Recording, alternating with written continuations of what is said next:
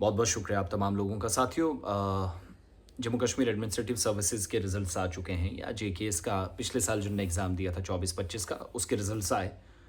और union territory के अंदर मरकज़ के ज़ेर-इंतज़ाम इलाके में जिस तरीके से सिलेक्शंस हुई हैं, उस पर एहतिसाब, ट्रांसपेरेंसी और अकाउंटेबिलिटी की बहुत बातें होने लगी हैं।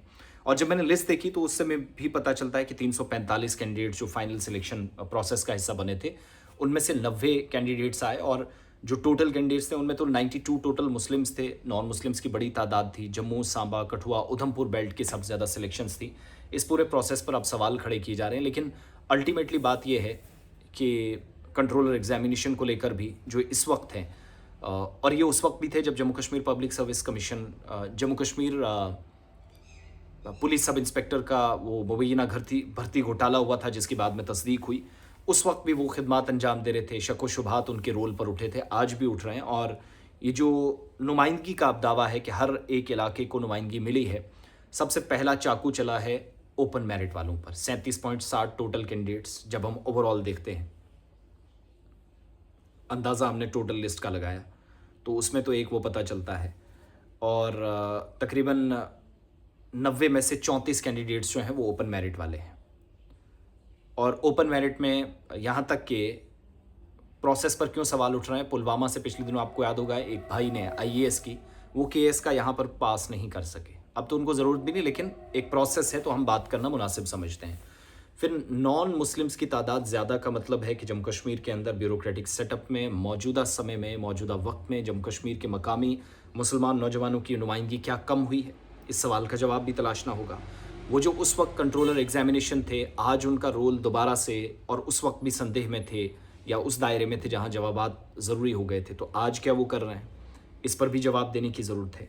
फिर टोटल कैंडिडेट्स देखिएगा, कुछ एक आंकड़ा हमने निकाला जिसमें पता चला कि ST2, जिसमें कोलीज, पठारीज, पहाड़ीज, गड्ढा, ब्राह्मण आते हैं, 9 कैंडिडेट्स टोटल सेलेक्ट हुए, 2 मुस्लिम हैं, 7 नौ मुस्लिम हैं, नौशहरा, अखनूर, जम्मू से। तो वह ST2 के तहत जो फ़ायदा देने की बात थी वो तो ख़त्म हो गई, मकसद मर गया कैटेगरी का।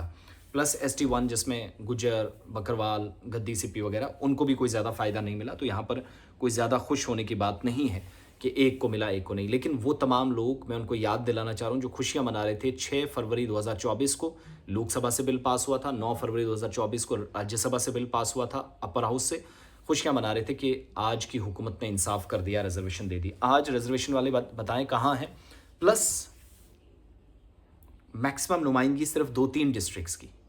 तो ये जो चयन हुआ है, जिन लोगों को चुना गया है उन पर भी, और जो लोग चुन रहे हैं उन पर भी सवालिया निशान खड़े करते हैं। रेस्ट जिन लोगों ने मेहनत की, तमाम लोग गए, 90 उम्मीदवार, उनको, उनके पेरेंट्स को, तमाम लोगों को मुबारकबाद।